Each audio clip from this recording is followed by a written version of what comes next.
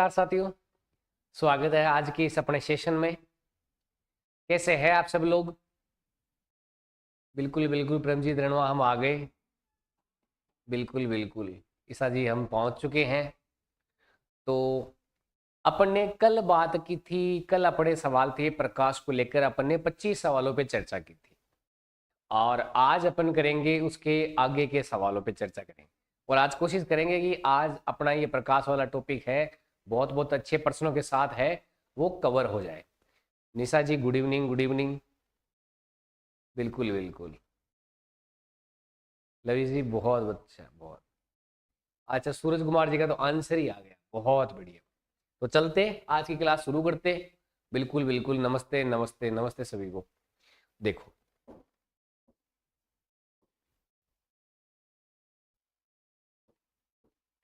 आज की क्लास का सर जी रोहित को ब्लॉक करो। बिल्कुल बिल्कुल बिल्कुल।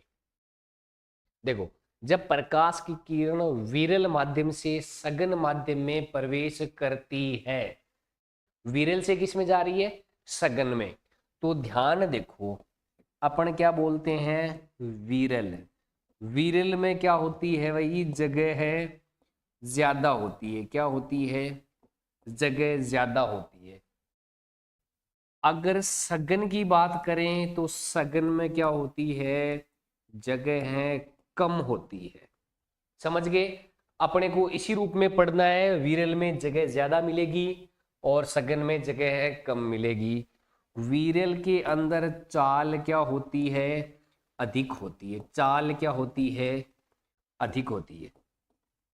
और सघन में क्या है कि जो चाल है वो चाल क्या होती है?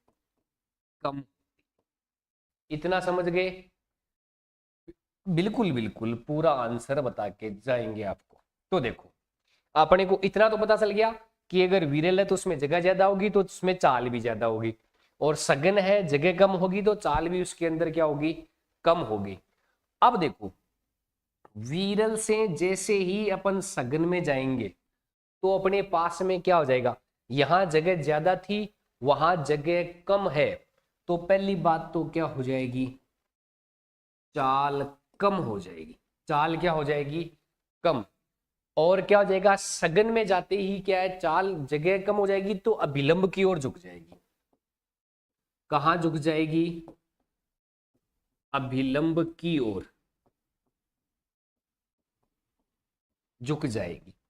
ये तो कब हो गया? जब विरल से क्या हो रही है? सघन में जा रही है। अब अगर मान लो सघन से विरल में आ गई तो क्या हो जाएगा?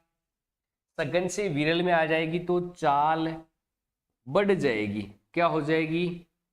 चाल बढ़ जाएगी। दूसरी चीज अपने पास में क्या हो जाएगी? अभिलंब से दूर। क्या हो जाएगा? अभिलंब से दूर।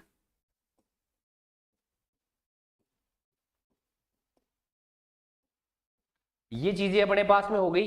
अब अपने पास में देखो, प्रश्न को एक बार ध्यान से देखो। प्रकाश की किरण विरल से किस में जा रही है? सघन में। विरल से सघन में जा रही है तो चाल क्या हो गई? कम।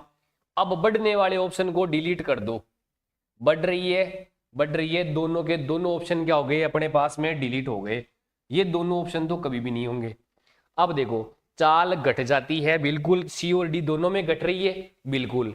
अब देखो, अभिलंब से दूर हटती है। दूर तो किस में हटेगी? सघन से विरल आने पर दूर हटेगी। ये तो विरल से सघन में जा रही है तो क्या हो जाएगा? अभिलंब की ओर मुड़ जाएगी। तो अपने पास में क्या हो जाएगा? आंसर डी है वो ऑप्शन हो जाएगा। ध्यान रखना, इस प्रकार का सवाल अक्सर बन जाता है। सघन से विरल या विरल से सघन किसी भी रूप में अपने को पूछे तो अपने पास में आंसर होना चाहिए। अपने को इतना सा पता है तो अपना आंसर है वो आ जाएगा। इसके बाद में चलते हैं अपन नेक्स्ट क्वेश्चन की ओर। अपने अपवर्तन में जो स्नेल का जो नियम है, बिल्कुल बहुत बढ़िया, सबके आंसर आ रहे हैं। स्नेल का जो नियम है अपवर्तन वाला, उस नियम का राइट स्टेटमेंट क्या है? तो अपन ये पढ़ते हैं कि जो साइन आई बट्टा साइन आर होता है, अपन क्या बोलते हैं इसको? अपन बोलते हैं आपतन कोण की ज्या। बट्टा अपवर्तन कोण की ज्या।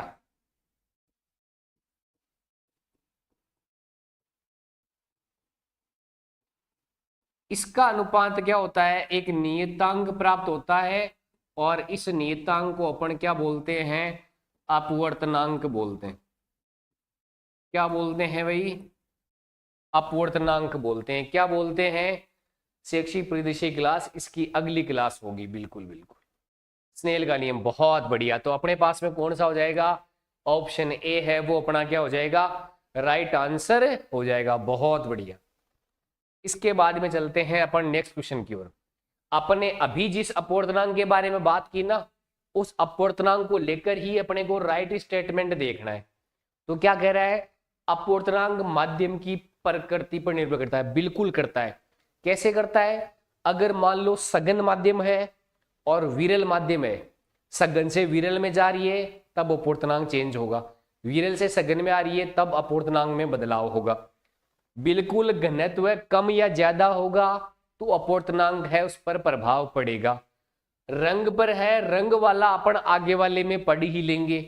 तो ध्यान रखना, अगर माध्यम की प्रकृति, घनत्व और रंग बदल रहा है ना, तो उसका अपवर्तनांक भी बदलेगा। इन तीनों पर तो निर्भर करता है। तो इसका मतलब ये तो कैसा हो जाएगा, अपना राइट स्टेटमेंट हो जाएगा।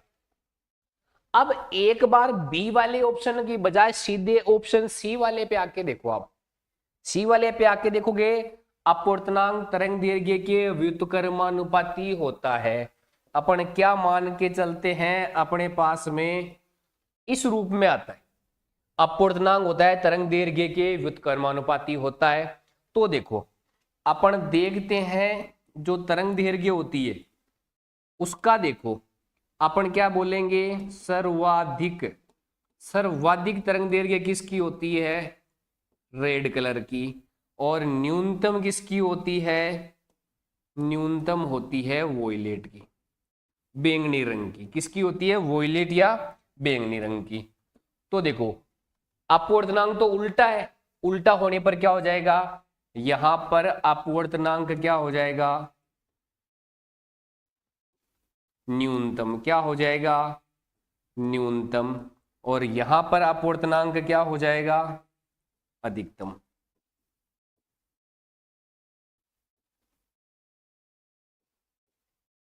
समझ में आ गई। अपने क्या है, बिल्कुल तरंग दैर्घ्य के व्युत्क्रमानुपाती होता है, तो इनका तरंग दैर्घ्य है तो ये जस्ट उल्टा हो जाएगा। तो पहली बात तो ये भी तो सत्य स्टेटमेंट है कि व्युत्क्रमानुपाती होता है, बिल्कुल होता है। तो देखो बैंगनी रंग का अपवर्तनांक सर्वाधिक, देखो बैंगनी रंग का अपवर्तनांक सर्वाधिक, लाल रंग का अपवर्तनांक सबसे कम, सबसे कम। इसका मतलब ये भी अपने पास में क्या हो गया, सत्य स्टेटमेंट हो गया। तो अपने पास के अंदर तीनों के तीनों स्टेटमेंट सही है। तो अपना राइट आंसर है कौन सा हो जाएगा, डी वाला राइट आंसर हो जाएगा। बहुत बढ़िया, सबके बहुत बेहतरीन आंसर आ रहे हैं। समझ गए। इसका मतलब आप इस प्रश्न को डिटेल में समझ गए कि अपवर्तनांक के बारे में अपने को क्या क्या जानकारी होनी चाहिए और क्या क्या सवाल है एग्जामिनर पूछ सकता है। तो पूछने दो एग्जामिनर को, जितना पूछना है अपन डिटेल में पढ़ते हुए चलेंगे। अब चलते हैं नेक्स्ट क्वेश्चन की ओर। अब देखो क्या दे रखा है अपने को कि प्रकाश है हवा से कांच में जा रहा है। कहां से जा रहा है, हवा से कांच। हवा कांच के सापेक्ष क्या हो गया, विरल माध्यम हो गया। क्या हो गया, विरल माध्यम। और कांच क्या हो गया भाई, सघन माध्यम हो गया। कांच क्या हो गया, सघन माध्यम। प्रवेश करता है तो प्रकाश की चाल क्या होगी। तो देखो अपने को अपवर्तनांक दे रखा हो, अगर चाल पूछे और प्रकाश की चाल दे रखी हो, तो अपने पास में क्या आता है, अपन जब भी बात करते हैं कि अपने पास में अपवर्तनांक दे रखा है तो क्या होता है, म्यू बराबर सी बट्टा वी। क्या होता है, म्यू बराबर सी बट्टा वी। म्यू तो क्या है, अपवर्तनांक। सी क्या है, प्रकाश की निर्वात में चाल। और लास्ट में वी क्या आ जाएगा, ये आ जाएगा प्रकाश की माध्यम में चाल।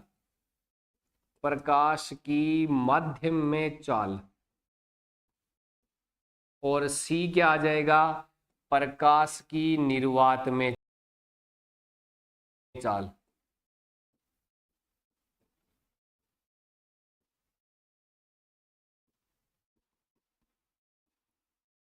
और ये तो अपना अपूर्णांक आ ही रहा है, तो अपन क्या करेंगे, जैसे ही इस म्यू को यहां लाएंगे, v यहां आएगा तो क्या हो जाएगा c अपॉन म्यू।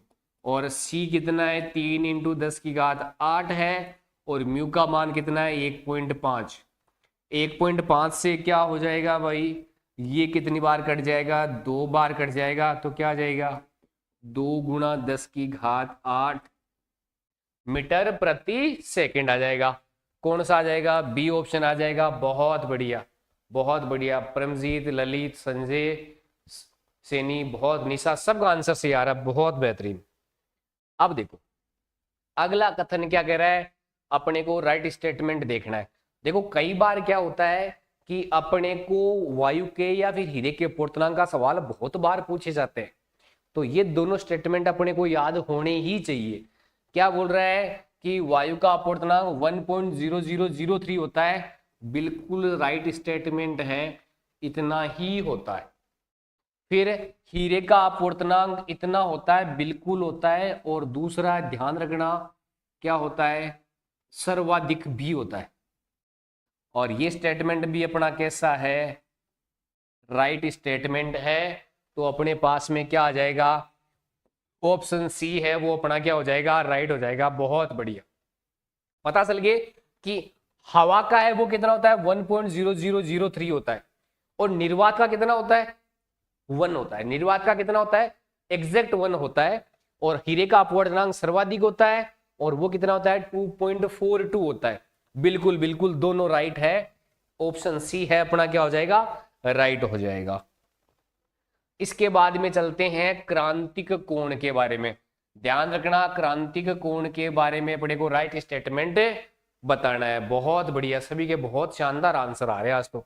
देखो अपन क्या करते हैं, क्रांतिक कोण की बात करते हैं। ध्यान से देखना, आपतन कोण का वह मान जिसके लिए अपवर्तन कोण, अपवर्तन कोण का मान 90 डिग्री या अधिक हो जाए,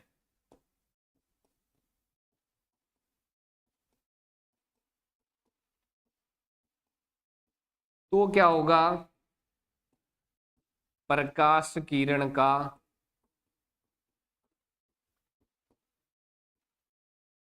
उसी माध्यम में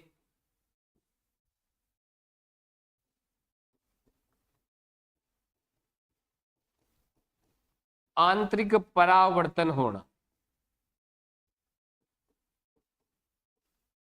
हो जाता है। अब इसके लिए एक स्पेशल शर्त और देख लेना। वो स्पेशल शर्त ये है कि क्या होना चाहिए, प्रकाश कहां से कहां जाना चाहिए, सघन से विरल में जाना चाहिए। कहां से कहां जाना चाहिए, सघन से विरल में। तो देखो क्या अपवर्तन कोण का मान 90 डिग्री होना चाहिए, हाँ होना चाहिए। 90 डिग्री से कम मान पे क्रांति कोण नहीं बनता है, 90 डिग्री होना चाहिए। 90 डिग्री से ज्यादा भी हो सकता है, पर 90 डिग्री तो होना ही चाहिए। ये तो सत्य स्टेटमेंट है बिल्कुल। प्रकाश किरण सघन से विरल में जानी चाहिए, बहुत बेहतरीन। ये भी अपना क्या हो जाएगा, राइट स्टेटमेंट हो जाएगा। दूसरा ध्यान रखना सबसे इंपॉर्टेंट, इस पे सवाल बनते हैं, क्रांति कोण ताप और तरंग दैर्घ्य के समानुपाती होता है। तो सवाल आ गया, अगर किसी वस्तु का ताप बढ़ा दिया गया तो क्रांति कोण का मान क्या हो जाएगा, बढ़ जाएगा। और तरंग दैर्घ्य के समानुपाती होता है, तो लाल रंग की तरंग दैर्घ्य क्या होती है, सर्वाधिक, तो उसका क्रांति कोण भी क्या हो जाएगा, सर्वाधिक हो जाएगा। बैंगनी रंग की तरंग दैर्घ्य सबसे कम होती है, तो क्रांति कोण भी बैंगनी रंग का क्या हो जाएगा, सबसे कम हो जाएगा। इसको ध्यान रखना, लाल रंग में तो क्या हो जाएगा, सर्वाधिक। कई बार डायरेक्ट पूछ ले तो ध्यान रखना, क्रांति कोण लाल रंग में सर्वाधिक और बैंगनी में कैसा हो जाएगा, न्यूनतम हो जाएगा। ताप बढ़ गया तो क्रांति कोण बढ़ गया, ताप घट गया तो क्रांति कोण घट गया। ये भी क्या है अपना राइट स्टेटमेंट है। तो यहां से अपने को क्रांति कोण के बारे में पता चल गई चीजें। तो इसका मतलब इसमें कौन सा ऑप्शन हो जाएगा, ऑप्शन डी है वो क्या हो जाएगा अपना राइट आंसर हो जाएगा। चलते हैं नेक्स्ट क्वेश्चन की ओर। अगला क्वेश्चन क्या कह रहा है, वर्ण विक्षेपण के संबंध में सही कथन बताना है कि वर्ण विक्षेपण के बारे में क्या कथन होता है। तो देखो अपन एक चीज देखते, अपन ने ये देखा था कि वर्ण विक्षेपण जो होता है, वर्ण विक्षेपण होता है उसकी जब भी अपन बात करते हैं तो वो क्या होता है, यहां से अपने पास में क्या होता है रंग, या फिर अपन बात कर लेते हैं तरंग दैर्घ्य।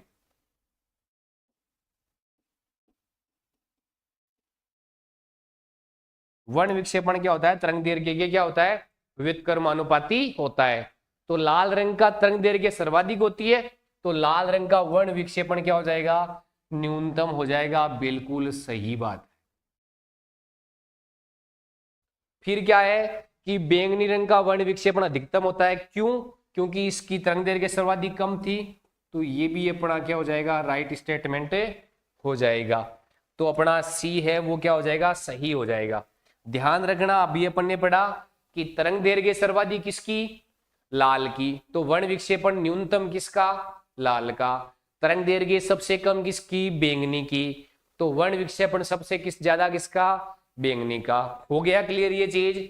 चलते हैं नेक्स्ट क्वेश्चन की ओर। बहुत बढ़िया संजय, परमजीत, ललित, निशा, बहुत बढ़िया आंसर आ रहा है, बहुत बढ़िया। अब देखो इंद्रधनुष का बनना किस प्रकार का उदाहरण है, तो एक प्रकार देख लो। अपन बात करते हैं वर्षा की बूंद।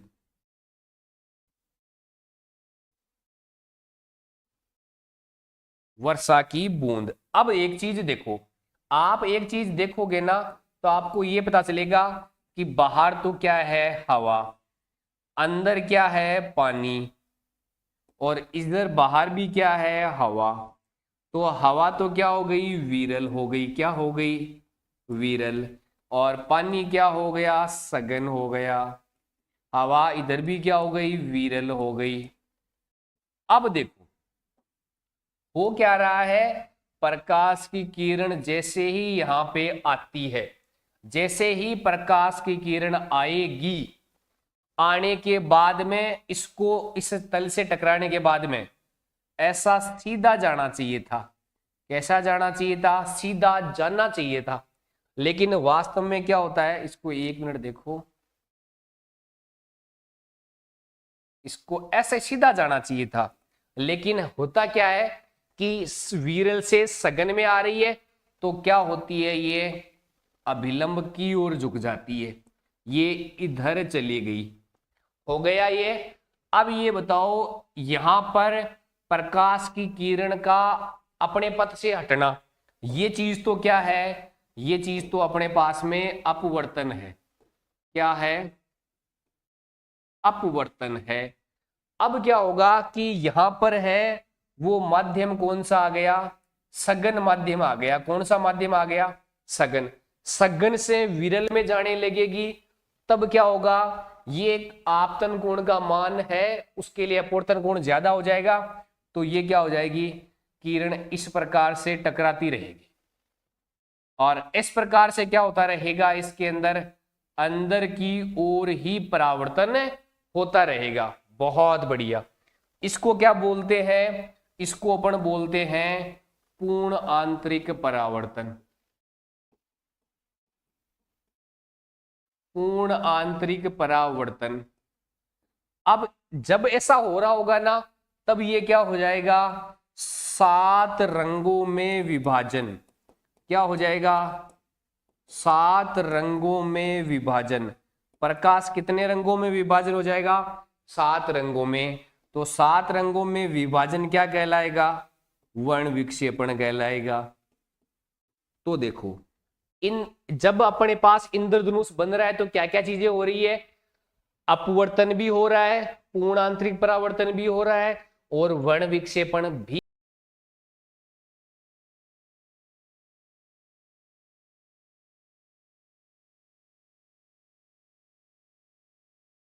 ये चीज समझ में आई या नहीं आई? एक बार यस और नो में कमेंट कर दो।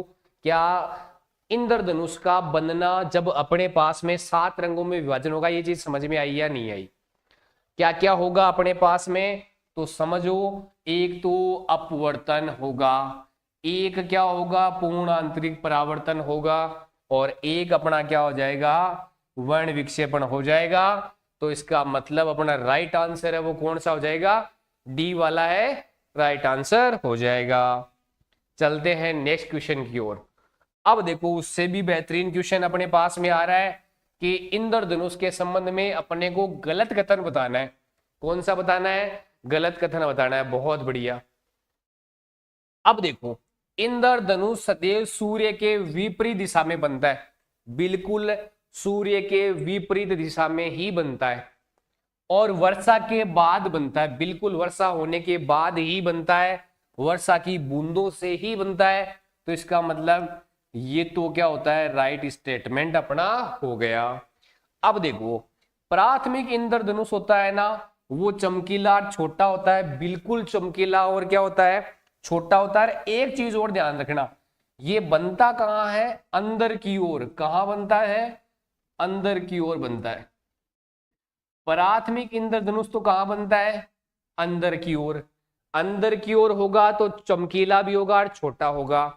लेकिन जो द्वितीयक इंद्रधनुष है वो धुंधला बनता है और बड़ा बनता है। और बनता कहां पर है? बाहर की ओर। कहां बनता है? बाहर की ओर। ये दोनों के दोनों स्टेटमेंट है वो कैसे है? सत्य। अब देखो, प्राथमिक इंद्रधनुष में बाहरी किनारा, जब ये अपने पास में 7 रंगों में विभाजन होता है ना, तो बाहरी किनारा लाल होता है, बिल्कुल होता है। आंतरिक किनारा बैंगनी होता है, बिल्कुल सत्य है। ध्यान रखना, अपने को तीसरा वाला और याद रखना है। वो क्या? कि अपना द्वितीयक इंद्रधनुष है, द्वितीयक में क्या होता है? बाहरी। बाहरी तो कैसा होता है? बैंगनी। और आंतरिक कैसा होता है? लाल रंग होता है। समझ में आ गई होगी ये? देखो, अपने को इंद्रधनुष की जब भी बात करते हैं, सूर्य के विपरीत दिशा में बनता है और वर्षा के बाद बनता है। बहुत सही कथन है, वर्षा के बाद बनेगा और सूर्य की विपरीत दिशा में बनेगा। फिर प्राथमिक इंद्रधनुष चमकीला और छोटा होता है, बिल्कुल सही बात है, और अंदर की ओर बनता है। और जो बड़ा इंद्रधनुष है, द्वितीय इंद्रधनुष है, वो बड़ा होता है, और जो आकार में बड़ा होगा वो धुंधला हो जाएगा। तो ये भी राइट स्टेटमेंट है। और प्राथमिक इंद्रधनुष में जो बाहर का रंग है ना, 7 रंगों में विभाजन है, तो बाहर वाला लाल होगा, अंदर वाला बैंगनी होगा। लेकिन जो द्वितीय इंद्रधनुष है उसमें बाहर वाला कैसा होगा? बैंगनी होगा, और अंदर वाला कैसा होगा? लाल होगा। तो यहाँ पर इनमें से कोई भी असत्य नहीं है, सारे के सारे स्टेटमेंट है वो कैसे है? सत्य है। बहुत बढ़िया, चीजें समझ में आ रही है। तो चलते हैं नेक्स्ट क्वेश्चन की ओर। अगला क्या कह रहा है? परकिरणन।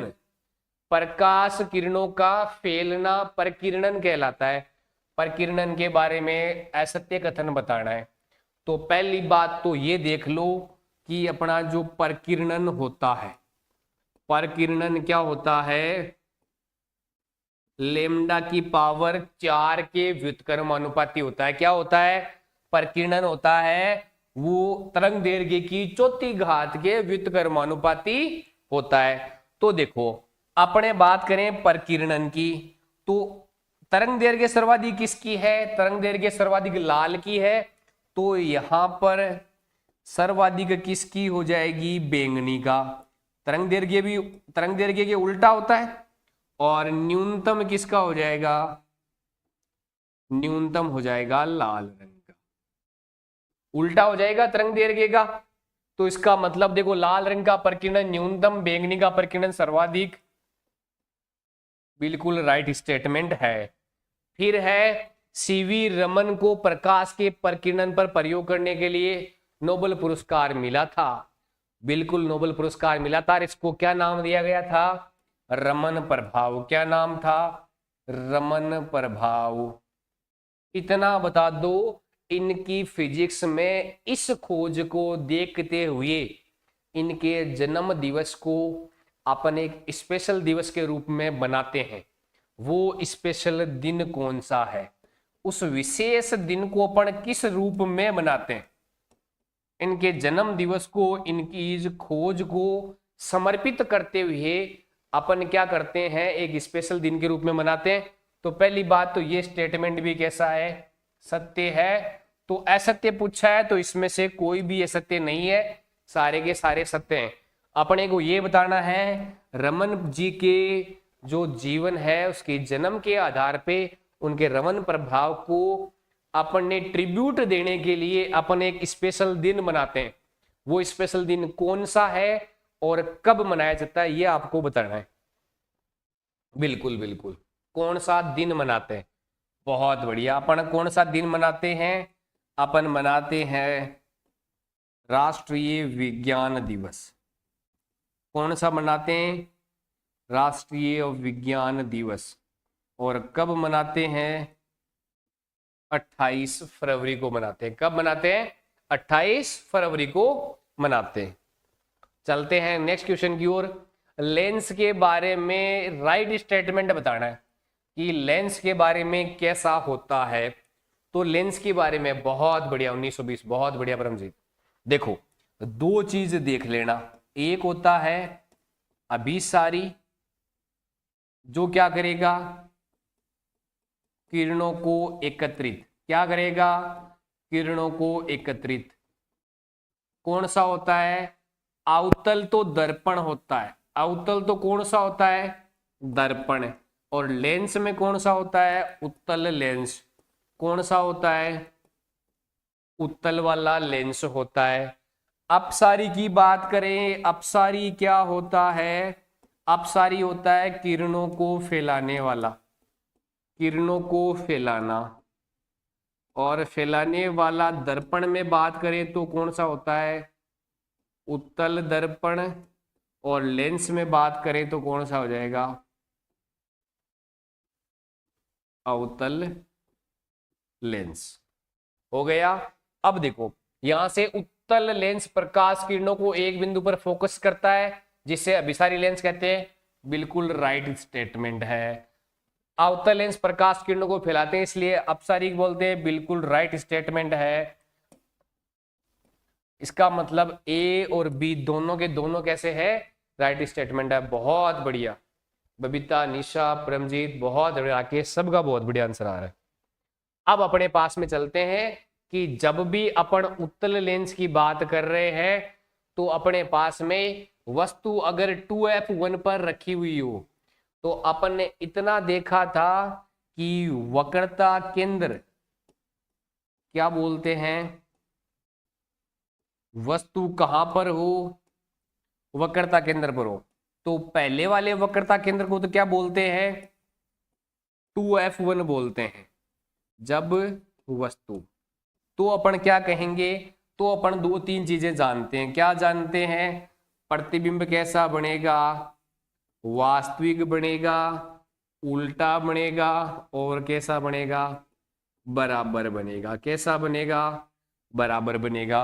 और बनेगा कहां पर? 2f2 पर बनेगा। कहां पर बनेगा? 2f2 पर बनेगा। तो राइट आंसर कौन सा हो जाएगा? बी वाला हो जाएगा। और ध्यान रखना प्रतिबिंब बनेगा कैसा? वास्तविक, उल्टा और बराबर बनेगा। ध्यान रखना 2f1 का मतलब क्या है? वक्रता केंद्र। इसको ध्यान रखना, इसको अपन ये भी बोल सकते हैं, इस 2f1 को अपन C1 भी बोल सकते हैं और इसको C2 भी बोल सकते हैं। तो इसका मतलब क्या हो जाएगा कि बिल्कुल वास्तविक, उल्टा और बराबर प्रतिबिंब बनेगा। और कहां पर बनेगा? 2f2 पर बनेगा। चलते हैं नेक्स्ट क्वेश्चन की ओर। अपने को क्या करना है? उत्तल लेंस में प्रतिबिंब कैसा बनाना है? वास्तविक बनाना है। वास्तविक, उल्टा और बिंब के बराबर बनाना है। तो अभी अपन ने देखा कि जब बराबर बनाना है तो अपन कहां पर रखेंगे? 2f1 पर, या इसी को क्या बोलते हैं? C1 पर। क्या बोलते हैं अपन इसको? C1 पर। या फिर क्या बोल सकते हैं? वक्रता केंद्र पर। क्या बोल सकते हैं? वक्रता केंद्र पर। ऑप्शन ए है वो क्या हो जाएगा, बिल्कुल बिल्कुल ए है, राइट हो जाएगा। इसके बाद में अवतल लेंस से बना प्रतिबिंब कैसा होता है। अपने को इतना पता है कि आभासी वाला प्रतिबिंब कभी भी उल्टा नहीं होता, ये स्टेटमेंट तो बिल्कुल गलत हो जाएगा। आभासी वाला कभी उल्टा नहीं होता। अगर आभासी प्रतिबिंब बनेगा तो वो सीधा बनेगा, वास्तविक बनेगा तो वो उल्टा बनेगा। ये तो अपने को चीज क्लियर है पहले से। अब देखो, क्या अवतल लेंस से बड़ा प्रतिबिंब बनता है? नहीं, अवतल लेंस से तो छोटा प्रतिबिंब बनता है। कैसा बनता है? छोटा। तो देखो, छोटा प्रतिबिंब बनता है वो केवल इसी में है, बराबर भी नहीं बनेगा, बड़ा प्रतिबिंब भी नहीं बनेगा। कैसा बनेगा? छोटा प्रतिबिंब बनेगा, आभासी बनेगा, और कैसा बनेगा? सीधा बनेगा। ध्यान रखना, अवतल लेंस हो जाए या उत्तल दर्पण हो जाए, प्रतिबिंब आभासी, सीधा और वस्तु से क्या बनेगा? छोटा बनेगा। कैसा बनेगा? छोटा बनेगा। बहुत बढ़िया। चले नेक्स्ट क्वेश्चन की ओर। अगला क्वेश्चन क्या कह रहा है कि 30 सेंटीमीटर वक्रता त्रिज्या। ध्यान से देखो, अपन बात करते हैं वक्रता त्रिज्या, तो किसकी वैल्यू दे रखी है? आर की वैल्यू दे रखी है। आर का मान कितना दे रखा है? 30 सेंटीमीटर। तो एफ का मान कितना हो जाएगा? 15 सेंटीमीटर, क्योंकि आधी होती है तो ये अपने पास में आ गया। बिंब दूरी यू का मान कितना दे दिया? 30 सेंटीमीटर। कितना दे दिया? 30 सेंटीमीटर। पूछा किसका मान है? v का मान पूछा है। किसका मान पूछा है? v का मान। अब देखो, अपने पास में कौन सा है? अवतल लेंस है। अवतल लेंस में अपन ने क्या बोला था कि चाहे फोकस दूरी हो जाए, वस्तु की दूरी हो जाए या प्रतिबिंब दूरी हो जाए, सभी की सभी कैसी होती है? माइनस। तो देखो, ये क्या होता है? 1। अपन बात करते हैं लेंस सूत्र की। किसकी बात करते हैं? लेंस सूत्र की। लेंस सूत्र, तो लेंस सूत्र क्या होता है? लेंस सूत्र होता है 1/f बराबर 1/v माइनस 1/u। अब देखो, f का मान कितना है? 15, लेकिन f होता कैसा है? नेगेटिव। तो क्या हो जाएगा? -15 बराबर 1/v का मान अपने को दे नहीं रखा। अब देखो, यहां पर ये माइनस आ गया। u का मान कितना है? 30, लेकिन होता कैसा है? u भी नेगेटिव होता है, तो ये अपने पास में आ गया 30। अब देखो, इधर आ गया 1/-15 बराबर 1/v। अब देखो, ये माइनस और माइनस क्या बन जाएगा? प्लस बन जाएगा। बहुत बढ़िया, 1/30। अब यहां से ये इधर आएगा तो किसका हो जाएगा? माइनस का। तो क्या हो जाएगा? -1/15 माइनस 1/30 बराबर क्या हो गया? 1/v। दोनों का एलसीएम लोगे तो 30 आ जाएगा, और यहां से ये कितना आ जाएगा? 15 दूनी 30, -2 और -1। ये क्या आ गया? 1/v आ गया। इसके बाद की अपन बात करें तो देखो, अपने पास में क्या है?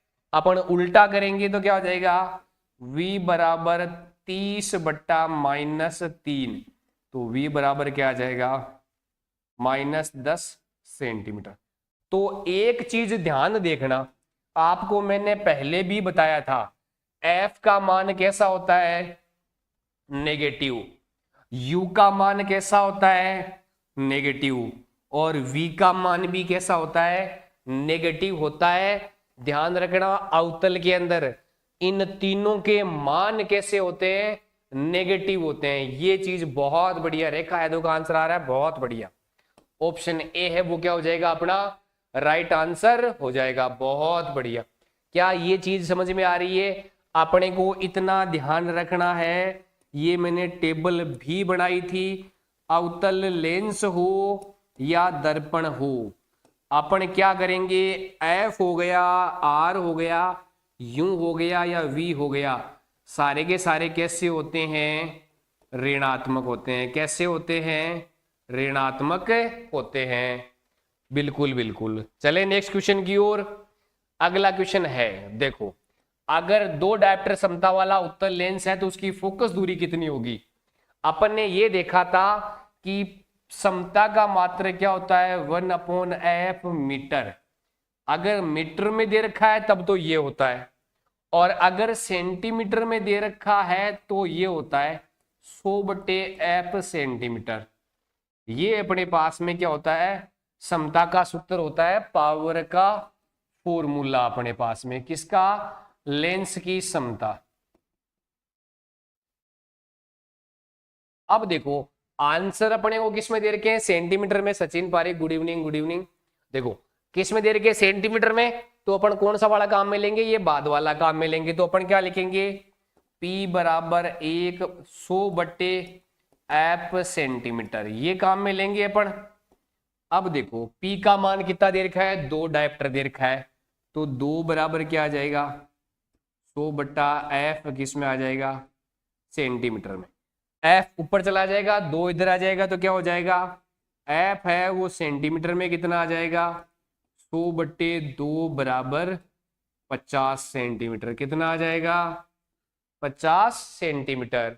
बहुत बढ़िया निशा, लवीश, बहुत बढ़िया। क्या आ जाएगा आंसर, 50 सेंटीमीटर है अपना आंसर आ जाएगा। बहुत बेहतरीन। चले नेक्स्ट क्वेश्चन की ओर। अगला देखो, अपने को राइट स्टेटमेंट बताना है। उत्तल लेंस की फोकस दूरी धनात्मक होती है तो समता भी धनात्मक होती है। ये अपन ने पढ़ा था कि अपन ने अवतल के लिए बात की थी। अभी अभी देखो अपन ने क्या लिखा, अपन ने लिखा अवतल के लिए ये ऋणात्मक होती है। तो जब f का मान ऋणात्मक हो जाएगा, जब अवतल के लिए फोकस दूरी ऋणात्मक हो जाएगी, तो समता भी कैसी हो जाएगी, ऋणात्मक हो जाएगी। ये बिल्कुल सत्य स्टेटमेंट है। और उत्तल के लिए उल्टा हो जाएगा, उत्तल लेंस की फोकस दूरी क्या होती है, धनात्मक, तो समता भी कैसी होती है, धनात्मक। अब ध्यान से सुनना, एक प्रश्न को समझना और उसका आंसर देने की कोशिश करना। अब मैंने क्या लिखा, इस प्रश्न को देखो, इसको 1 मिनट रुकना, अब देखना।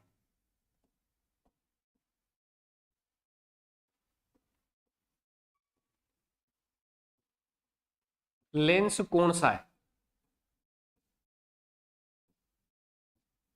अपने को कुछ नहीं दे रखा, अपने को इतना दे रखा है कि एक जो लेंस है उसकी जो क्षमता है वो कितना है, वो -2 डायप्टर है।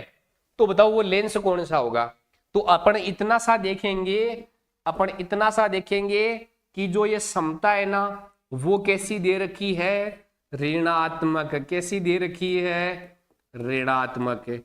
और ऋणात्मक क्षमता किसकी होती है, अवतल वाले की।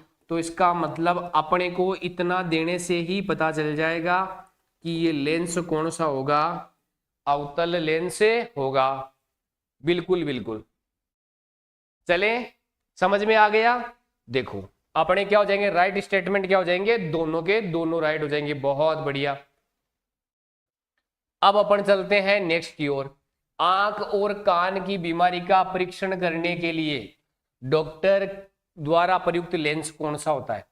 तो अपन जब भी बात करते हैं कि उत्तल लेंस है या फिर अवतल लेंस है, बिल्कुल बिल्कुल, तो ध्यान रखना किसका प्रयोग किया जाता है, उत्तल लेंस या अभिसारी लेंस। किसका प्रयोग करते हैं, उत्तल लेंस या अभिसारी लेंस करते हैं। बिल्कुल बिल्कुल, तो ये तो दोनों अवतल और अपसारी तो दोनों एक होते हैं। तो अपन किसका प्रयोग करते हैं, उत्तल लेंस का प्रयोग करते हैं। किसका प्रयोग करते हैं, बहुत परमजीत, बिल्कुल बहुत बढ़िया। आंसर कौन सा हो जाएगा, उत्तल लेंस। अब इसके बाद में आंखों से संबंधित रोग है, उनके इलाज के लिए अपन लेंस काम में लेते हैं। आंखों से कई बार हो सकता है दूर की चीज नहीं दिखे, कई बार ये होता है पास की चीज नहीं दिखे, कई बार दोनों ही नहीं दिखती। तो उसके अंदर अपन जब भी बात करते हैं तो कौन से लेंस काम में लेते हैं। तो पहली बात तो इनका अर्थ समझने की कोशिश करना, ध्यान से देखना। निकट दृष्टि दोष, इसका मतलब समझना कि निकट का तो दिख रहा है, निकट की तो दृष्टि है, फिर भी मतलब क्या हो जाएगा, दूर की कैसी दिखाई देगी, दूर की अस्पष्ट दिखाई देगी। इसमें देखो क्या है, दूर दृष्टि उसके बाद भी दोष, मतलब दूर की तो दिख रही है फिर भी दोष है, तो इसका मतलब क्या हो जाएगा, पास की है वो कैसी दिखाई देगी, अस्पष्ट दिखाई देगी। जरा दृष्टि दोष है, ये तो किस में होता है, बुढ़ापे में होता है, तो क्या हो जाएगा, पास व दूर दोनों ही अस्पष्ट।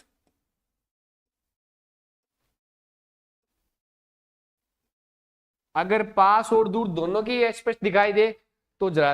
अबिंदुकता में क्या होता है कि जो लेंस की जो अपन बात करते हैं अंदर से कोर्निया की साइज में चेंज हो जाता है। तो देखो अब अपने को मैच करना है, तो देखो पहली बात तो यहीं से देख लो, निकट की बात करते हैं और दूर की बात करते। निकट का अगर आप देखोगे ना तो 3 वर्णों का है, 3 अंक आ रहे हैं, 3 शब्द आ रहे हैं, और इसमें ज्यादा शब्द किस में आ रहे हैं, उत्तल और अवतल में, ज्यादा अवतल में आ रहे हैं। तो निकट दृष्टि दोष है, उसका संबंध किसके साथ हो जाएगा, अवतल के साथ। दूर दृष्टि का संबंध है उसका किसके साथ हो जाएगा, उत्तल लेंस के साथ। जरा दृष्टि दोष है, इसका संबंध किसके साथ हो जाएगा, द्विफोक्सी लेंस के साथ। ध्यान रखना द्विफोक्सी में दोनों पाए जाते हैं, उत्तल और अवतल दोनों पाए जाते हैं।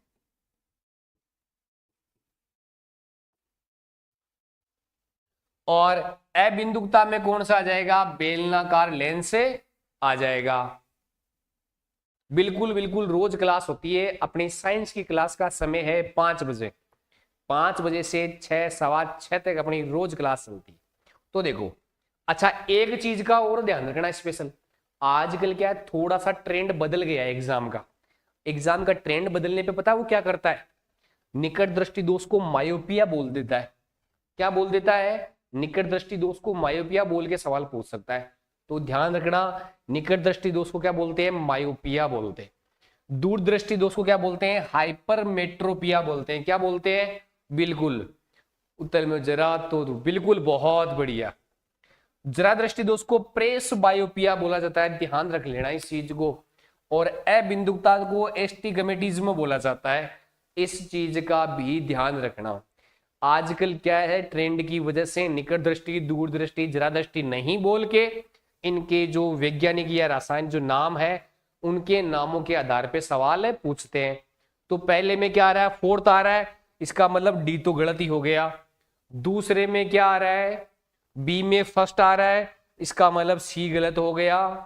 फिर सी में क्या आ रहा है, सी में 2 आ रहा है, इसका मतलब ए वाला गलत हो गया। कौन सा हो गया, ऑप्शन बी है, ये राइट हो गया।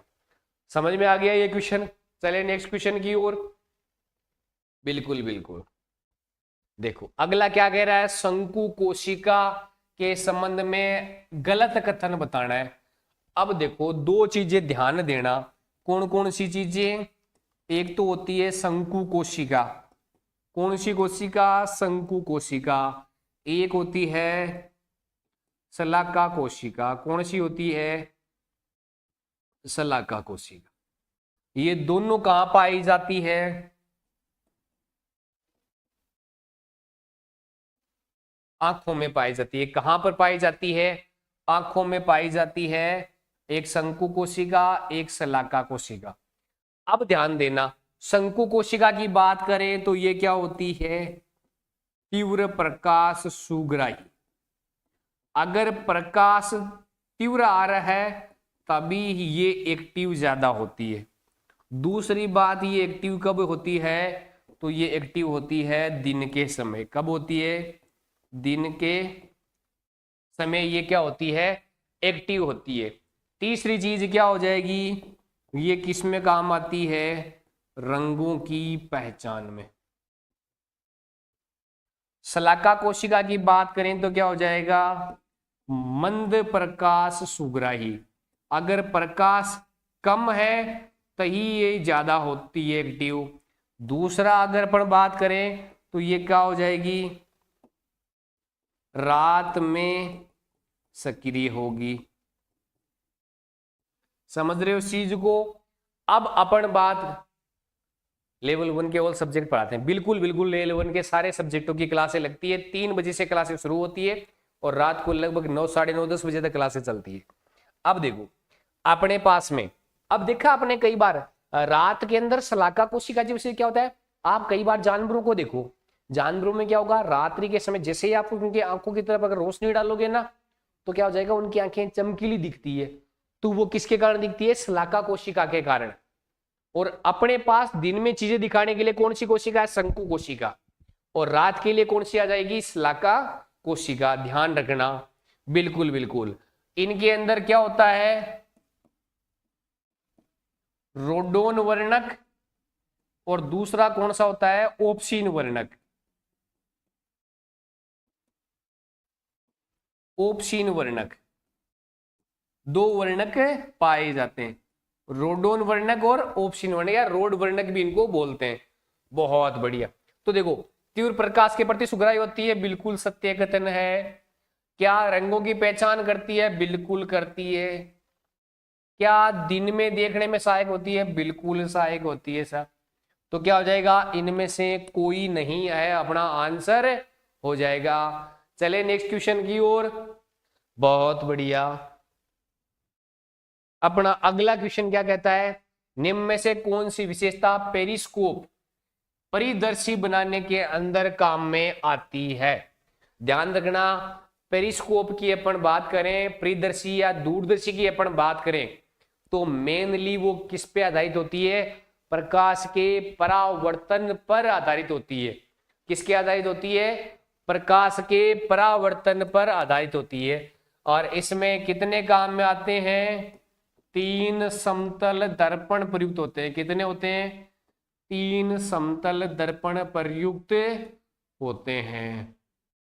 समझ गए इस चीज को, बिल्कुल बिल्कुल, कोई दिक्कत है नहीं। बहुत बढ़िया। किस में आ जाएगा, परावर्तन पर आधारित आ जाएगा। किस पे आधारित आ जाएगा, परावर्तन पे। बहुत बढ़िया। चले नेक्स्ट क्वेश्चन की ओर। कैलिडोस्कोप, जिसको बहुरूपदर्शी बोलते हैं, ज्यादा से ज्यादा प्रकाश का परावर्तन करते हैं, वो किस सिद्धांत पे आधारित होते हैं। तो देखो अपन बहुल परावर्तन है, इस पे आधारित होते हैं। बहुल परावर्तन को कई बार पूर्ण आंतरिक परावर्तन भी बोल देते हैं। कैसे, कि जब भी पूर्ण आंतरिक परावर्तन होगा ना, तो प्रकाश किरणों का बार बार परावर्तन होगा, और बार बार परावर्तन होगा तो क्या होगा, परावर्तन की मात्रा बढ़ेगी। तो इसको अपन क्या बोल सकते हैं, बहुल परावर्तन बोल सकते हैं। तो ध्यान रखना, दोनों परसेंट समझना। अगर पेरिस्कोप आ रहा है ना, तब तो ओनली परावर्तन है, और अगर कैलिडोस्कोप आ गया, बहुरूपदर्शी आ गया, बहु से समझ गए, अरे बहु से समझ गए, वो वाली बहु नहीं, दुल्हन वाली बहु का मतलब हो गया बार बार ज्यादा। तो कौन सा हो जाएगा, बहुल परावर्तन इसका आंसर हो जाएगा। अब देखो सही कथन नहीं है, अपने को सही कथन नहीं है। तो देखो प्राथमिक रंगों की अपन जब भी बात करते हैं, तो अपने पास में क्या है, नीला, हरा और लाल प्राथमिक रंग है क्या, बिल्कुल है। देखो अपन जब भी बात करते हैं, एक अपने टीम आती है आरसीबी, सुना है, विराट कोहली की टीम आरसीबी की नाम, तो उसी से मिलता जुलता नाम है आरजीबी, रेड ग्रीन और ब्लू। क्या हो जाएगा, रेड ग्रीन और ब्लू है, वो कैसे है, प्राथमिक रंग है। बहुत बढ़िया। तो इसका मतलब ये स्टेटमेंट तो अपना क्या हो जाएगा, सत्य हो जाएगा। कौन सा हो जाएगा, सत्य स्टेटमेंट हो जाएगा। पीला, मेजेंटा और पीकॉक ब्लू कौन से है, सेकेंडरी रंग है, ये भी क्या हो जाएगा, सत्य। ध्यान रखना, जो द्वितीयक रंग है ना, वो क्या होते हैं, प्राथमिक रंगों के मिश्रण से बनते हैं। प्राथमिक रंगों के मिश्रण से बनते हैं। किन से बनते हैं भाई, प्राथमिक रंगों के मिश्रण से बनते हैं। किससे बनते हैं, प्राथमिक रंगों के मिश्रण से बनते हैं। तो दोनों सही है, इसका मतलब इनमें से कोई भी स्टेटमेंट ऐसा नहीं है जो गलत हो। दोनों के दोनों स्टेटमेंट कैसे हैं, सही है। बहुत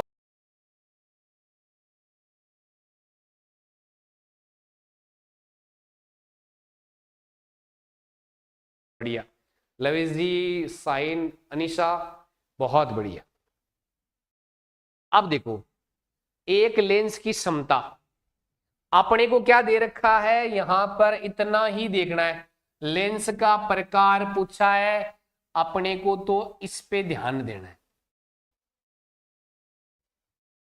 इस पे ध्यान देके इसका आंसर दे दो। देखिए लेंस की क्षमता माइनस दे रखी है, डायपटर कितना भी दे भूल जाओ, केवल इतना बता दो लेंस की क्षमता माइनस दे रखी है तो कौन सा लेंस होगा।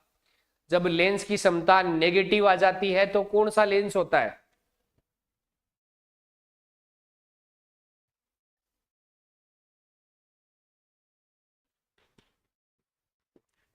बहुत बढ़िया सुशील, बहुत बढ़िया लविश। अपन ने इतना पढ़ा था कि जब भी अपने पास में क्या आ जाए, ऋणात्मक आ जाए तब तो अवतल है, और अपने को धनात्मक आ जाए तब कौन सा है? उत्तल है। बहुत बढ़िया परमजीत, बहुत बढ़िया, बिल्कुल बिल्कुल। तो अपना आंसर क्या हो जाएगा? बी वाला हो जाएगा। ये इस प्रकार का सवाल अपने सवालों में बिल्कुल बार बार प्रश्न आते हैं। बहुत बढ़िया। चलते हैं आज के अपने लास्ट क्वेश्चन की ओर।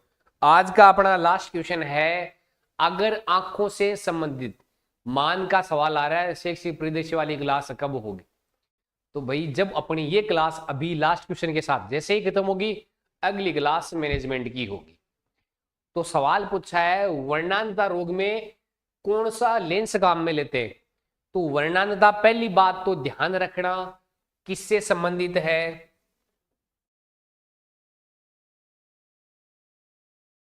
वर्णांतता आंखों से संबंधित है भाई, आंखों का रोग है। दूसरा कैसा है?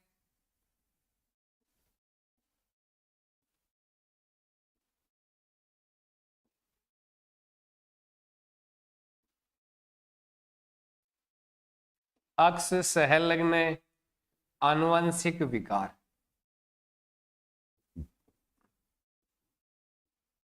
कैसा है? अरे बेलनाकार नहीं लगा सकते, क्या होगा?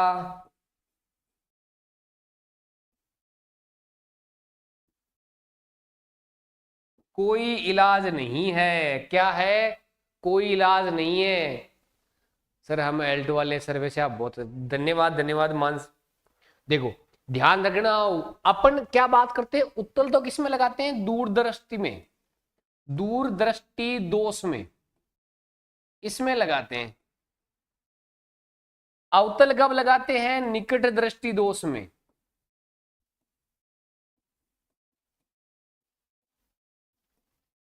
और बेलनाकार कब लगाते हैं? जब अबिंदुकता होती है। वर्णांधता में तो क्या होता है, ये क्या होता है? आनुवंशिक विकार होता है। तो इसके अंदर क्या है, अपन किसी भी प्रकार का लेंस नहीं लगा सकते क्योंकि इसका कोई भी इलाज अवेलेबल नहीं है। तो ये प्रकाश वाला चैप्टर अपने 25 क्वेश्चन अपने कल हो गए, 25 क्वेश्चन अपने आज हो गए। बिल्कुल बिल्कुल अगली क्लास है मैनेजमेंट की, तो अपने प्रकाश वाला चैप्टर हो गया कंप्लीट। अपना आगे का टॉपिक ध्यान रखना, अपना आगे का टॉपिक आप सबका फेवरेट टॉपिक कौन सा रहेगा भाई? कोशिका रहेगा। कौन सा रहेगा? कोशिका रहेगा। कौन सा टॉपिक रहेगा? कोशिका। कब रहेगा सर? साइंस की क्लास कब से होने लगी है? साइंस क्लास को होते 6 से 7 दिन हो गए। अपनी नेक्स्ट क्लास है उसका टॉपिक क्या रहेगा? कोशिका रहेगा। कल अपनी क्लास 5 बजे से ही क्या रहेगी? शुरू रहेगी। मिलते